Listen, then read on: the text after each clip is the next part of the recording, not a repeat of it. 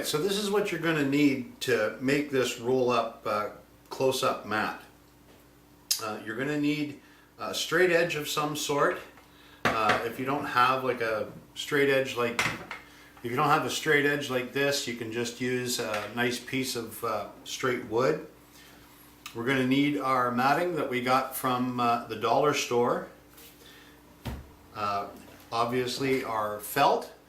I used black because that's what they had. It was on sale. It was really cheap, and I like black.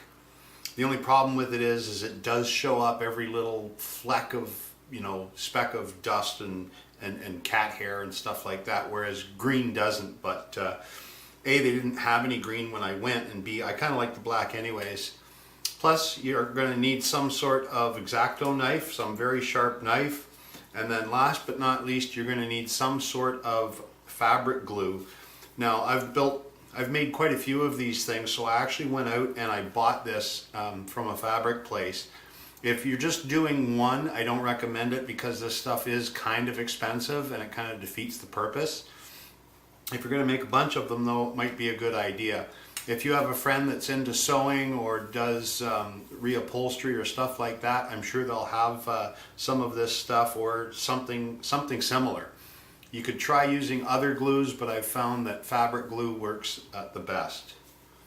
And last, you're going to want some sort of a surface to cut on. And I've just got like a piece of particle board here that I don't care because I want to cut the fabric and the matting without damaging my table. So to start, what you're going to want to do is you're going to want to lay out your matting. So just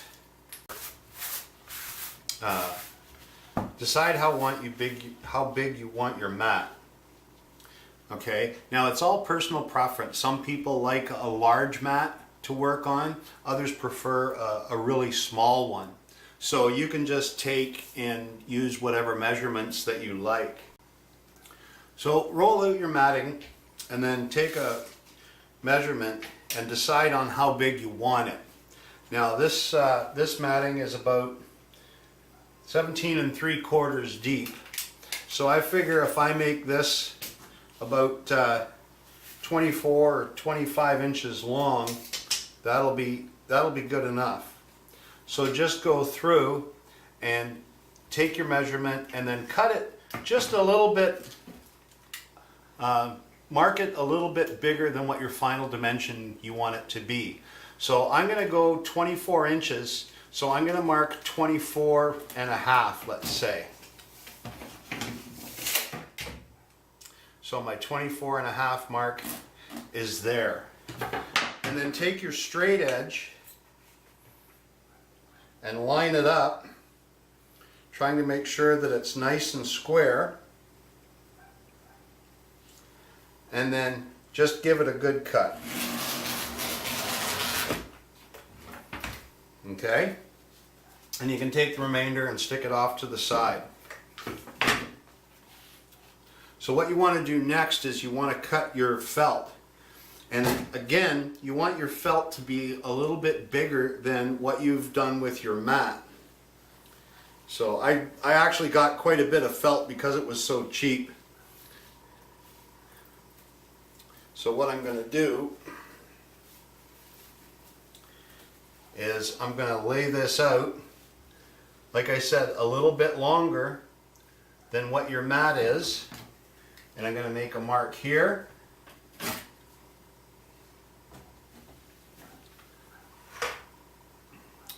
And then for the width, I'm going to make a mark, let's say,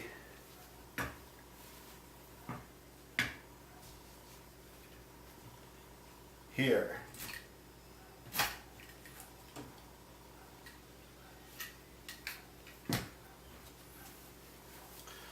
So just put your matting off to the side for the moment. And now you're going to cut your felt.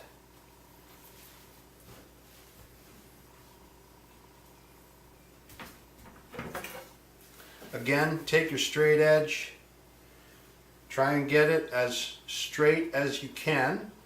If you have a carpenter square, that works really well also. So now just take it and again cut your felt. This is one of the reasons why you want a really sharp knife, because you want that felt to cut pretty easily. Because sometimes you can get these little strands that hang on and make it really messy. Like that. Oh well, we're going to be trimming that off anyways, so it doesn't really matter. And then we find our other mark.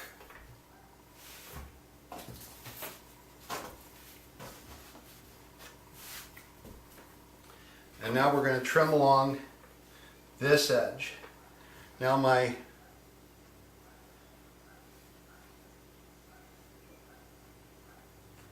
straight edge isn't quite long enough to go all the way across, so I'm going to have to double it up.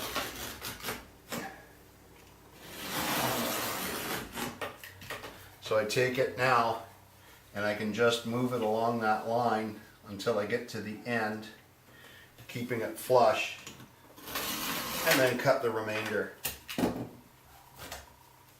So now we have our piece of felt. So you can take the rest of it and put it off to the side and use it for another project. Okay, so now we've got our rubber matting, and all we have left now is to glue this stuff up.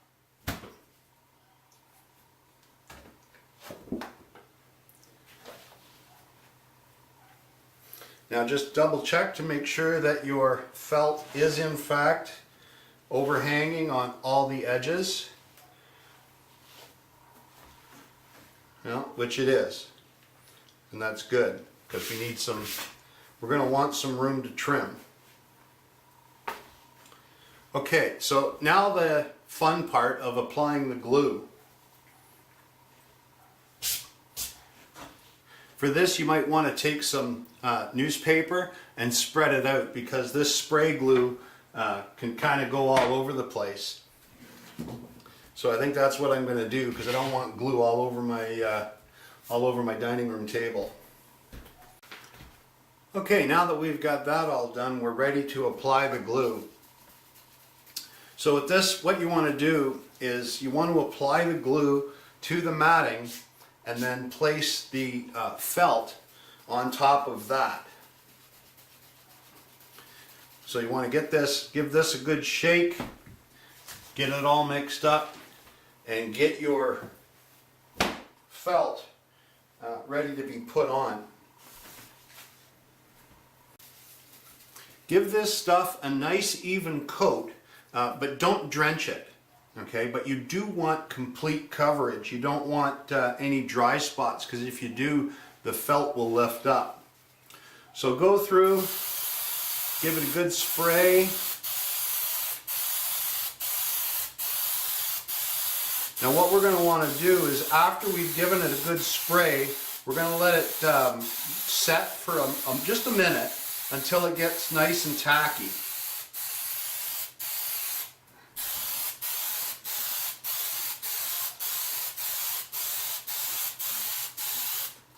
There, just like that. We'll put that off to the side. Now, it's kind of the tricky part here. What you want to do is you want to take and lay your, oh, just noticed the spot, doesn't have a, you definitely want a good amount of glue along the edges, because if you don't, the edges will have a tendency to peel up. Alright, so we're going to let that sit for a moment, let it get tacky, and then what we're going to do is we're going to lay the felt on top, drag it over to almost to the edge, and then lay it out like this. Now you want to make sure that your felt is overhanging the edges on either side. Now once you have it laid out flat, you want to take and press and work to the edges and get out any wrinkles that you can see. Sometimes if you get a really bad wrinkle, what you can do is just lift it up and then put it back down again.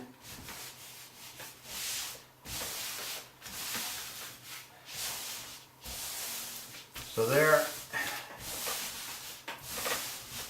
we've got all the wrinkles out. It's nice and flat. There's no high spots or anything. Okay, so once you've got it, so you can see how I've got felt overhanging on every single side, which means that when I go to trim it, it's going to be nice and flush and nice and square. So once you're at this point, give it a few minutes just to dry up a little bit, because when you cut it, if your blade's not really sharp, you don't want to wind up pulling the felt off of the backing. So just give it a couple of minutes to dry, and then we'll do the final cut. One thing I forgot to mention is sometimes people will think that this isn't quite spongy enough, one layer. So what you can do, if you want your table mat to be a little bit spongier, at this point what you could do is spray down another layer of the adhesive, and then take another piece of mat, laying it down on top, and then the same thing, working from the middle outwards, lay it down so that you have a nice double layer of this matting, and it gives you a little bit more of a spongy surface to work on. As a matter of fact, let's do that. Let's make this one double thick. Okay, so again, I'm going to take my glue, and I'm going to lay down another layer of glue. Make sure you really get a good amount on the edges.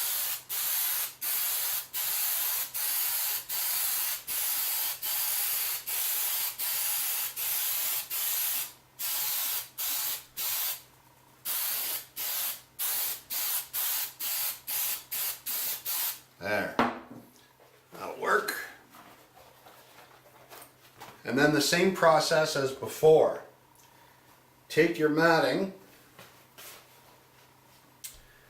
lay it down, get it near the edges, because you're only going to have, this stuff's pretty sticky, so you're not going to be able to do much adjustment once you've got it on.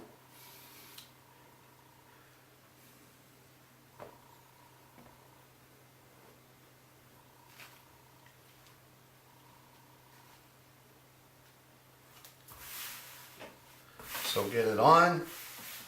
Now this is going to be a lot easier to spread out than the felt was. This stuff doesn't have a tendency to bind up like the felt does. There. So again, now we've got our double layer, and we'll just give this a couple of minutes to dry, and then we'll do our final cut now. Okay, we've given this a few minutes to dry. We should be good to go. So now all that's left is the final cut. You can cut it from the top or from the bottom. I'm going to cut it from the bottom because I can see the matting a little easier than trying to guess where the matting is from the top. So again, we're going to take our straight edge and we're going to put it down. And like I said before, you want a really sharp knife, okay? Because you only get one chance to do this right. If your knife isn't sharp, you're going to get all kinds of fuzzies, and it's going to be really difficult to clean up the edges. So you want a nice clean edge, and the only way you can do that is with a really sharp knife. And you want to try and cut it in one pass. You don't want to have to take multiple passes. So basically decide where you're going to make your cut. Now we left about 1/2 inch. So I'm going to take about 1/4 inch from each side. So get your straight edge into position. Actually, I'm going to lay this down, make it a little easier. And you want to try and square it up as easily as you can. And if you're having problems squaring it up, you can always use like a carpenter square. And so once you've got it in position, press down really hard so you don't want any movement. Put your knife in position, press down, and try and cut it in one shot.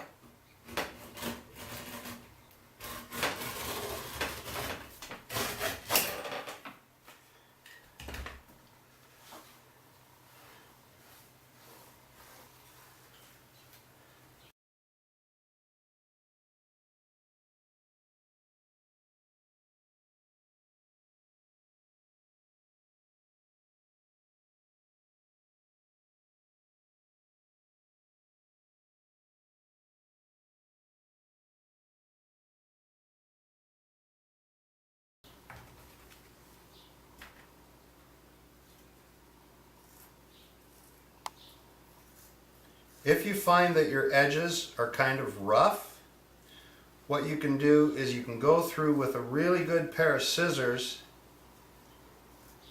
and you can trim them up. Just take your time, go slow,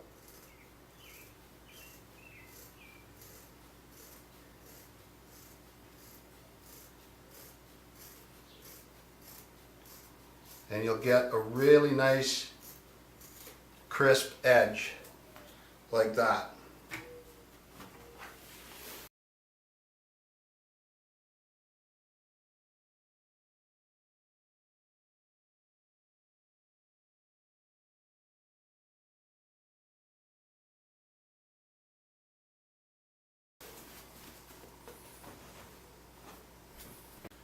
So there we go. One nice, cheap to build, close-up card table mat. Now I've got 2 of these mats. I made 2. I made this one and it's double thickness, and then I made this one and it's just single thickness. I think if I was going to take one to a gig or something, I would probably take the single one because it can be rolled up really easily. I find that the double one doesn't roll up nearly as nice, but if I was going to make like a wooden frame or something like this so that it was like a practice mat for myself at home, then I would definitely go with the double thickness on the backing. Well folks, that's it for today's video. I hope you enjoyed that little tutorial on making these close-up card table mats. They're really inexpensive. I really like them. They're easy to roll up, and if one gets lost or damaged, it's no big deal because it only costs you a couple of bucks. It's way better than paying, you know, 20, 50 or 100 bucks for one that you'd buy in a magic shop just because it has, you know, somebody's logo on it. Anyhow guys, thanks very much for joining me. Take care. Remember, if you enjoyed this video, hit that like button and subscribe to my channel for more videos. Take care, and we'll see you guys next time.